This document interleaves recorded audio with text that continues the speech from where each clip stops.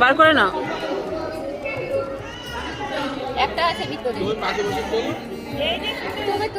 দক্ষিণেশ্বর ঢোকার আগে কিন্তু আমরা সব ফোন রেখে দিয়েছিলাম, কোনো নিয়ম নেই ফোন নিয়ে যাওয়ার ভেতরে, কিন্তু আমাদের চেনা পরিচিত একজন মামা ছিল বলে উনি আমাদেরকে ফোনটা দিয়েছে এবং আমরা সেই ফোনটা দিয়েই ভিডিও করতে পেরেছি।